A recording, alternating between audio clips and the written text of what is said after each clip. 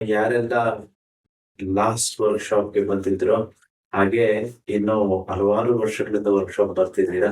ಯಾರಿಗೆಲ್ಲ ಸಾಲ ತೀರಿಸುವ ಬ್ಲೂ ಪ್ರಿಂಟ್ ಅಂತ ಸಿಕ್ಕಿದೆಯೋ, ಅವರೆಲ್ಲರೂ ಬ್ಲೂ ಪ್ರಿಂಟ್ ಅಲ್ಲಿ ಹೇಗಿದೆಯೋ ಹಾಗೆ ಮಾಡ್ಬೇಕು. ದಯವಿಟ್ಟು ಬ್ಲೂ ಪ್ರಿಂಟ್ ಮೀರಿ ಯಾವುದನ್ನು ಮಾಡೋದಕ್ಕೆ ಹೋಗ್ಬೇಡಿ.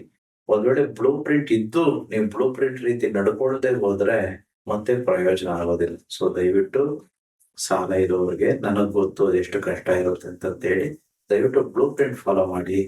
ತುಂಬಾ ಸುಲಭ, ಅತಿ ಬೇಗ ನಿಮ್ ಸಾಲ ಎಲ್ಲ ಕರ್ಗೋಗುತ್ತೆ.